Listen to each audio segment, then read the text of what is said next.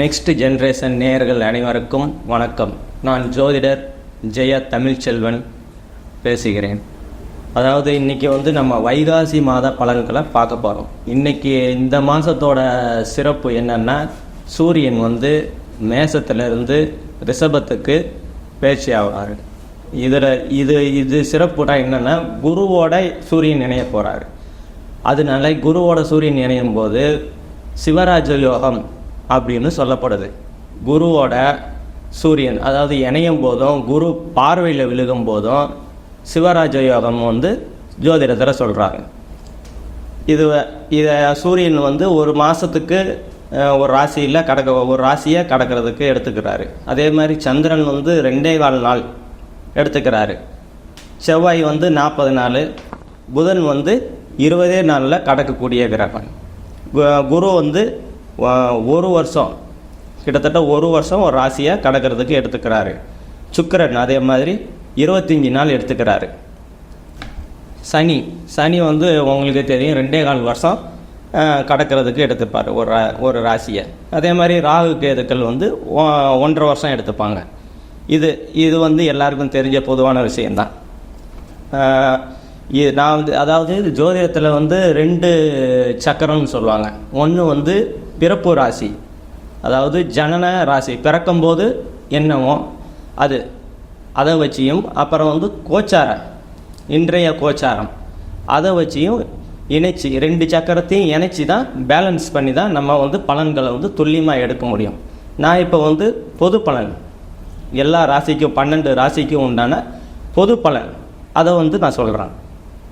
அதாவது உங்கள் துல்லியமான பலன் வேணும்னா உங்களோட பிறப்பு ஜாதகம் அதை கொடுத்தீங்கன்னா இதையும் அதையும் கம்பேர் பண்ணி கரெக்டாக உங்களுக்கு துல்லியமான வாழ்க்கை சம்பவங்களை, நடந்த சம்பவங்கள் கரெக்டாக சொல்லி, அதுக்கப்புறம் நடக்க போகிற சம்பவங்களையும் கரெக்டாக சொல்லி, அதாவது உங்களுக்கு கஷ்டம் சிரமப்பட்டுக்கிட்டு இருக்கீங்க, இப்போ என்னடா சிரமமாகவே இருக்குது வாழ்க்கை முழுவதும், எப்போ தான் தீரும்ன்ற மாதிரி உங்கள் மனசில் இருக்கும். அந்த மாதிரி கேள்விகள்லாம் இருக்கும், விடை தெரியாத கேள்விகள்லாம் உங்கள் மனசுக்குள்ளே இருக்கும். நமக்கு மட்டும் ஏன் இப்படி நடக்குது, அந்த மாதிரிலாம். அதுக்கெல்லாம் நீங்கள் இந்த ஸ்ரீ சௌடாம்பிகை ஜோதிடம் அப்படி எண் கீழே இருக்கும். அதை நீங்கள் தொடர்பு கொள்ளுங்க. உங்கள் துல்லியமான பலனை நான் கணிச்சு நல்ல முறையில் சொல்கிறேன். விருச்சிக ராசி நேயர்கள் அனைவருக்கும் வணக்கங்கள். விருச்சிக ராசியோட நாயகன் செவ்வாய். செவ்வாய் இந்த மாதம் 5ஆம் இடத்துல, அந்த விருச்சிக ராசிக்கு 5ஆம் இடத்துல இருக்கிறார். அசுபராகி 5ஆம் இடத்துல கோணத்தில் இருக்கிறது ஒரு குற்றம்தான். கூட ராகுவோடு சேர்ந்து இருக்கிறார். கோபங்கள் பொதுவாகவே விருச்சிக ராசிக்காரங்க கோவப்படுவாங்க. ஆனால் இப்போ இன்னும் அதிகமாக கோவப்படுவாங்க. இந்த மாத ராகு கடக்கிற வரைக்கும் கொஞ்சம் ஜாஸ்தியாகவே தான் கோபம் வரும். இதனால் அவங்க கிடைக்கக்கூடிய மரியாதைகள், அதெல்லாம் மதிப்பு, இதெல்லாம் கொஞ்சம் கிடைக்காத சூழ்நிலை. அதனால விருச்சிக ராசிக்காரங்க கொஞ்சம் கோவப்படாமல் பொறுமையாக இருக்கிறது நல்லது. 3ஆம் இடத்தை குரு பார்க்குறார். குரு பார்க்குறதுனால தைரியம், வீரியம், வெற்றி, ஆடை, ஆபரணங்கள் இதெல்லாம் இப்போ நகை வாங்கணும் அப்படின்னு நினச்சிக்கிட்டு இருக்கவங்கலாம் இப்போ நகை வாங்கக்கூடிய சூழல்கள்லாம் இந்த மாதத்தில் அமையும். அப்புறம் வெற்றி, எப்பயுமே இப்போ ஏதாவது தேர்வு எழுதியிருந்தீங்க, கவர்மெண்ட்டு தேர்வு எழுதியிருந்தீங்க, அதெல்லாம் இந்த மாதத்தை ரிசல்ட் ஏதாவது வரப்போகுதுன்னா அதிலெல்லாம் உங்களுக்கு வெற்றிகள் கிட்டக்கூடிய காலகட்டங்கள்.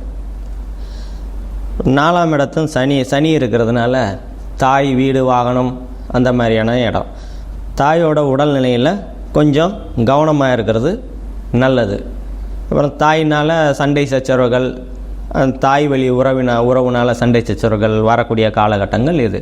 அதே மாதிரி வண்டி, வீடு, வாகனம்லாம் வாங்கக்கூடிய காலகட்டங்கள் இது கிடையாது. ஒரு மாதத்தை தள்ளி போகிறது ரொம்ப நல்லது. 5ஆம் இடத்துல செவ்வாய், ராகு. குழந்தைகள் இந்த மாதத்தில் குலதெய்வ வழிபாடு பண்ணால் கொஞ்சம் நல்லா இருக்கும்.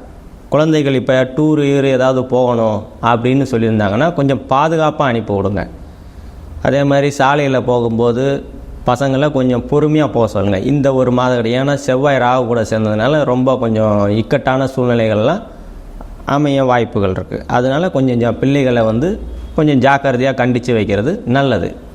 6ஆம் இடத்துல புதன் சுக்கிரன் இது இருக்கிறதுனால வேலைகளில் இருந்த தடை தாமதங்கள்லாம் இருக்காது. இந்த மாதத்தில் கூட வேலை செஞ்சுட்டவங்க பிரச்சனை இல்லை மேலதிகாரிக தொந்தரவு கொடுத்துக்கிட்டே இருக்கிறாரு அந்த மாதிரிலாம் போன மாதம் வரைக்கும் இருந்தது இந்த மாதத்தில் கண்டிப்பாக இருக்காது. படிப்படியாக நிலைகள் மாறும்.